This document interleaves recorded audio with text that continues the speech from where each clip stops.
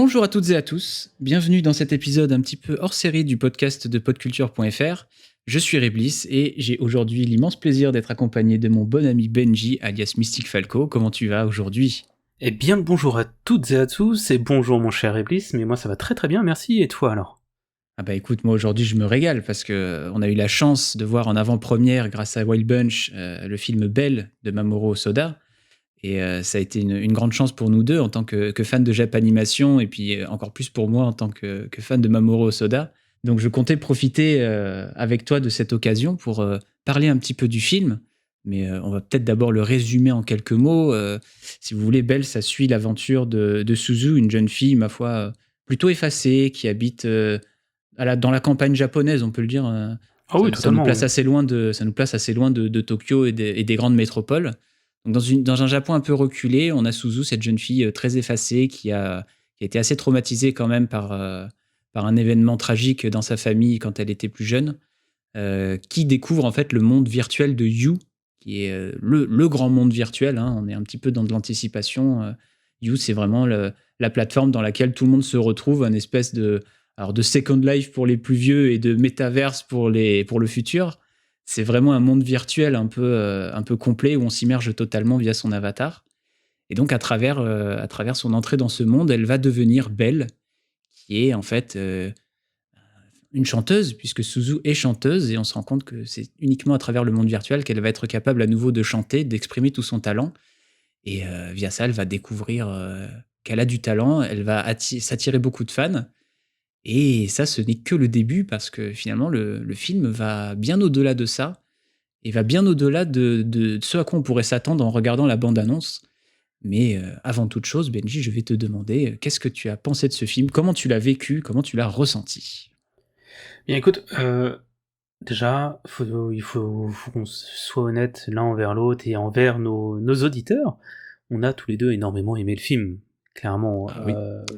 Moi, je partais un peu en terrain conquis, mais effectivement, le film, même s'il m'a beaucoup surpris, en fait, j'ai fini par retomber sur mes pattes et à beaucoup, beaucoup l'aimer. Ouais. Ouais, c'est ça qui est surprenant avec le film, c'est que on s'attend à une histoire assez presque banale dans ce qu'on peut voir au cinéma actuellement. Je dis au cinéma comme les séries et autres, hein, pour tout ce qui est anticipation d'un monde virtuel.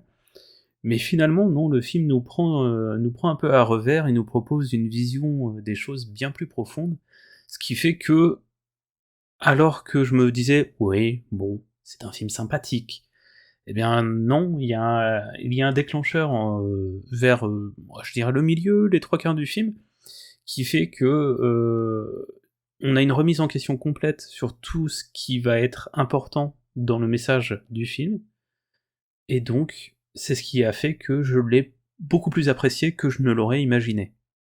Parce que c'est vrai qu'il nous prend vraiment par surprise dans le sens où on s'attendrait presque à avoir une histoire assez simple de cette jeune fille réservée qui, via le monde virtuel, va s'épanouir et finalement prendre confiance en elle et réussir à s'exprimer ensuite dans le monde réel. Mais en réalité, c'est beaucoup plus surprenant que ça parce que Belle n'est au final pas vraiment un personnage. C'est un des personnages centraux, mais c'est pas finalement le personnage central. Au fur et à mesure du film, il y a d'autres personnages qui arrivent, qui brouillent un peu les cartes, qui changent la donne et qui orientent vraiment le film vers autre chose, vers un message un peu différent et qui permettent à Mamoru Hosoda d'explorer tout un tas de thématiques. Vraiment, le film est très dense. Il montre beaucoup de choses. Chaque personnage a vraiment un fond, que ce soit à la fois dans le monde virtuel, mais aussi dans le monde réel. Il y a beaucoup de sous-intrigues, de micro-trucs qui se chevauchent, qui se superposent, qui contribuent en fait à créer un monde très vivant, très humain, très organique, qui se repose beaucoup sur les interactions que les personnages ont entre eux. Et ça donne aussi lieu à des séquences émotions du plus bel effet. Mamoru Soda est très très fort pour ça, pour venir nous toucher en plein cœur avec des trucs vraiment très très forts, en particulier par rapport à la famille, parce que c'est de très loin son thème de prédilection.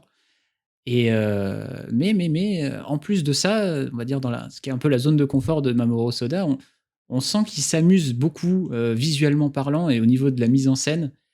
Le monde virtuel est Oui. vraiment un champ d'action pour lui, un terrain de jeu assez nouveau.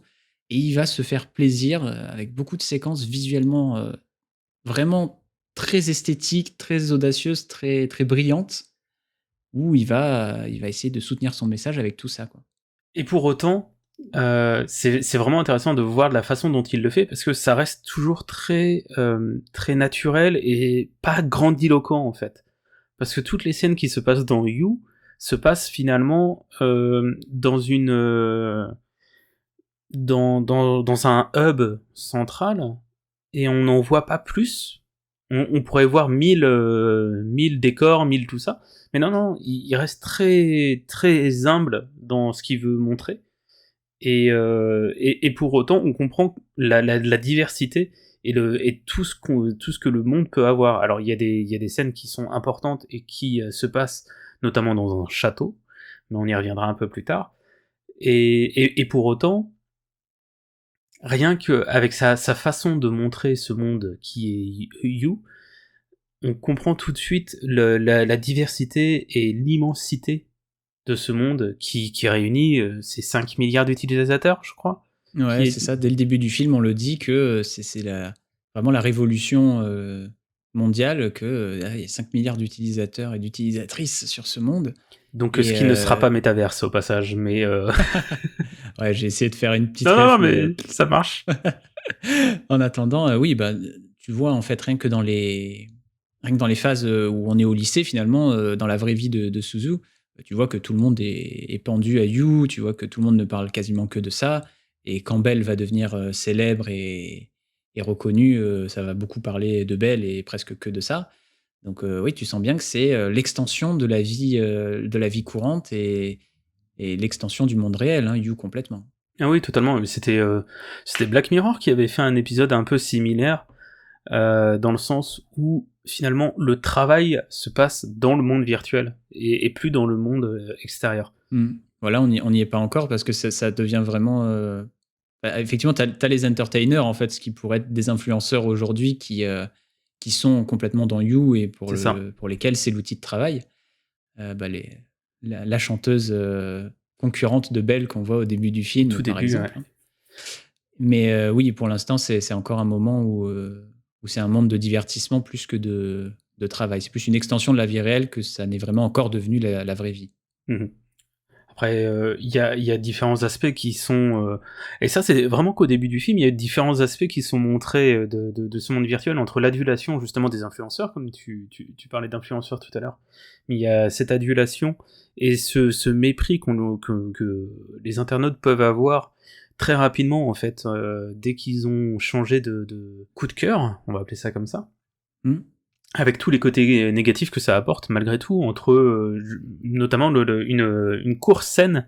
C'est très très court, mais ça en parle suffisamment sur les haters, Ouais. où Hmm. Belle, donc Suzu, reçoit tout un tas de messages dans la tronche de tout un tas de haters, et pour autant derrière il y a quand même la voix des gens gentils, on va dire ça comme ça, pour lui dire bah non, faut pas écouter, ce que tu fais c'est vraiment bien et continue à faire ce que tu fais parce que ça nous apporte beaucoup de choses positives, quoi. Tout à fait, oui. Bah, en fait, l'utilisation du monde virtuel lui permet à Mamoru Soda d'aborder tout un tas de thèmes, dont celui-ci évidemment, puisque c'est un truc qui se passe déjà dans notre présent et il veut le mettre en lumière. Et mais comme tu viens de le dire, en fait, c'est une toute petite scène et ça démontre bien la densité du film. C'est-à-dire que dans chaque petite scène, dans chaque détail, il y a tout un tas de choses à voir et à observer, que ce soit dans le monde virtuel ou dans le monde réel, en fait, où tu vois, au début du film encore, tu as de longues séquences où tu vois simplement le trajet de Suzu, le trajet qu'elle prend pour aller au lycée. Et tu vois que c'est très long, en fait. Ouais, tout Elle à doit fait. se lever tôt, elle doit se lever tôt, elle doit aller prendre un bus, puis pour aller à la gare, puis aller prendre un train pour finalement arriver au lycée. Et c'est des séquences qui sont pas écourtées. Vraiment, c'est tu vois le trajet de bus, tu vois le trajet dans le train, la gare d'ailleurs de là où elle vit qui devient un spot assez important à un moment du film où tu as un passage particulièrement savoureux où on va parler un peu de carré amoureux, mais bon, je n'en dis Très pas amusant. plus puisque ça se passe un peu plus tard dans le film. Mais oui, oui, c'est aussi à la fois de montrer ce contraste entre le monde virtuel où tout le monde se retrouve en un claquement de doigts et ce Japon un peu reculé, loin des métropoles, qu'on n'a pas trop l'habitude de voir et qui fait du bien, quoi. Je veux dire, ça montre un autre type de vie, quoi. Après qu'on a l'habitude de voir par contre chez Osoda, Ah quand oui, tu y puisque penses. Mamoru Hosoda, il profite aussi de ce film. Bon, il s'amuse, il invente, tu sens qu'il essaye parfois de sortir un peu de sa zone, mais il reprend évidemment ses thèmes de prédilection. Il reprend évidemment ce Japon un petit peu plus rural. Il reprend la famille et c'est au cœur du film dans tout un tas de moments et dans tout un tas de thématiques. Mais voilà, et puis même le monde virtuel, en fait, c'est un thème qu'il a déjà abordé dans Summer Wars. Oui. Puisque Summer Wars s'articule aussi autour déjà d'un monde virtuel où les gens se retrouvent. Donc finalement, c'est un film qui ressemble beaucoup à Mamoru Hosoda, mais dans lequel il arrive à faire parler un peu d'autres influences, y compris une à laquelle on s'attendait pas du tout, Totalement. qui est en fait une influence à Disney et plus précisément à La Belle et la Bête en fait. Et oui, parce qu'on est clairement au-delà de l'aspect virtuel et donc de l'aspect vie virtuelle via des avatars, on a tout un pan du film qui est en fait une relecture de La Belle et la Bête.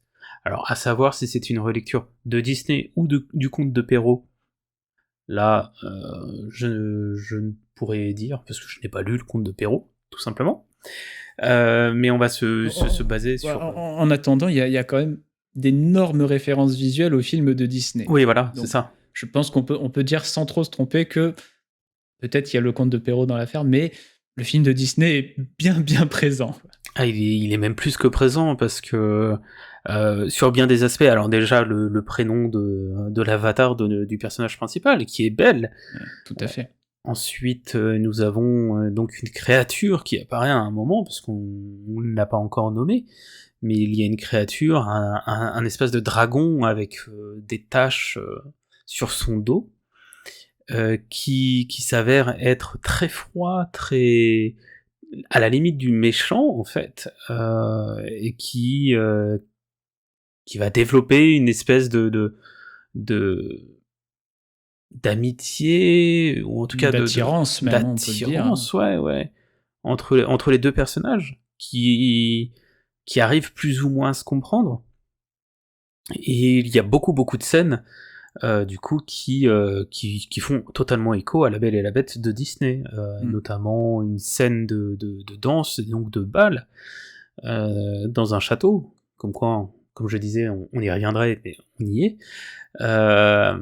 Il y a également toute une scène qui se passe sur un balcon, qui fait également écho à La Belle et la Bête, et c'est assez intéressant de voir ce conte, ou en tout cas ce film d'animation de Disney, adapté à la sauce japonaise, et qui plus est au monde virtuel, et au vrai message du film, qui est finalement l'entraide, et surtout la présence que l'on peut avoir envers d'autres personnes. Et encore plus vis-à-vis d'un monde virtuel, en fait, puisque voilà, on va rentrer peut-être un petit peu plus loin dans le film, on va essayer de pas spoiler beaucoup. En fait, j'ai mis du temps, moi, à vraiment trouver le vrai propos du film. En fait, qu'est-ce que le film veut nous montrer? Parce qu'il y a tellement de thématiques, il y a tellement de possibilités différentes que, en fait, j'ai du mal à m'y retrouver un petit peu. Et au final, en fait, on se rend compte que tout ce qui se passe dans le film a pour toile de fond ce monde virtuel, mais finalement, le monde virtuel n'est pas le cœur du propos. Et en fait, au fur et à mesure que le film se déroule, et surtout quand on arrive à la toute fin, en fait, on nous donne les clés au fur et à mesure, et tout se débloque dans les dernières minutes du film, en fait, où il y a des effets d'écriture qui nous font écho à ce qui s'est passé en tout début de film, et tu te dis, mais oui, en fait, c'est sans doute ça. Et pour moi, en fait, le propos principal du film, c'est à quel point le monde virtuel, en tant qu'outil de communication, change le rapport qu'on a aux autres et permet à la fois de se retrouver, aussi de se séparer et de rencontrer en fait des personnes qu'on n'aurait jamais rencontrées autrement.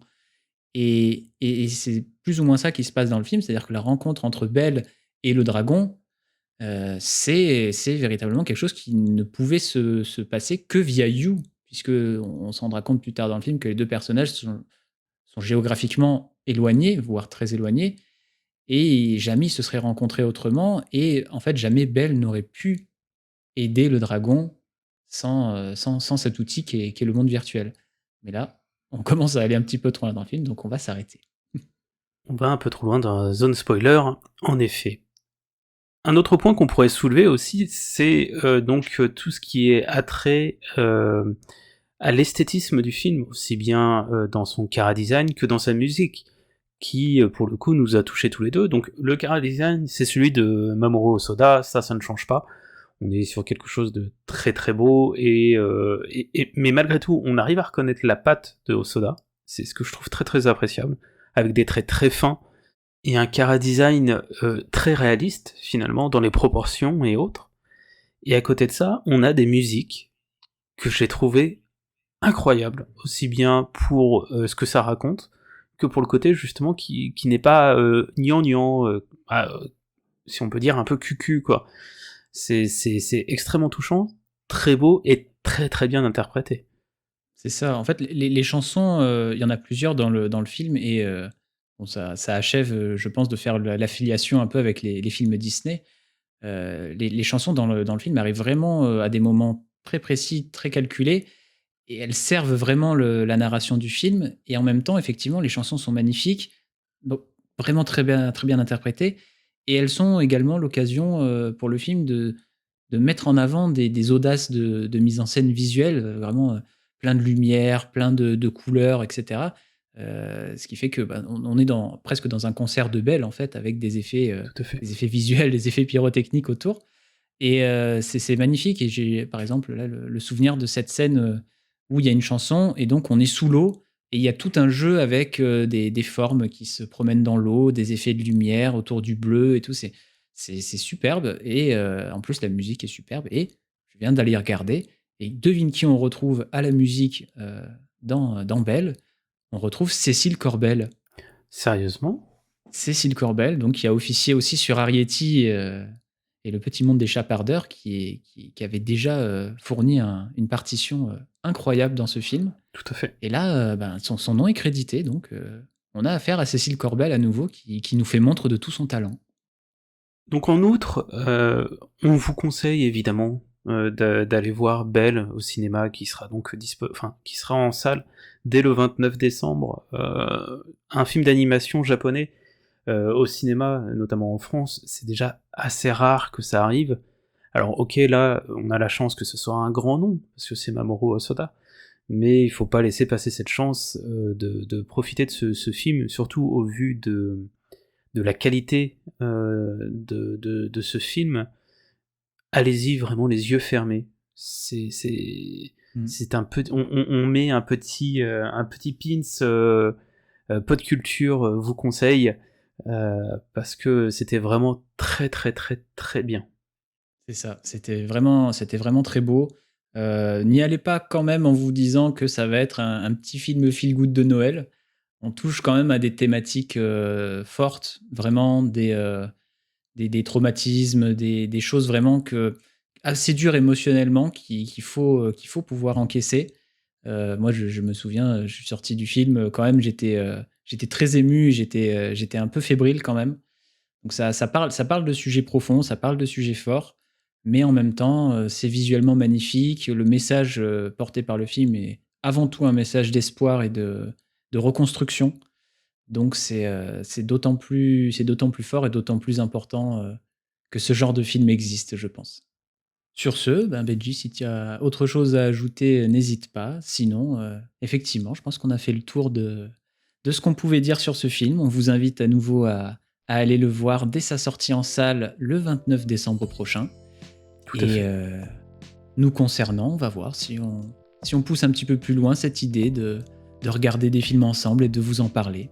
Voilà, une petite pastille de temps en temps, et de partage en discussion, voilà, sans forcément beaucoup de préparation, mais simplement Mmh. discussion entre amis et de conseils C'est ça, pour passer une bonne soirée cinéma.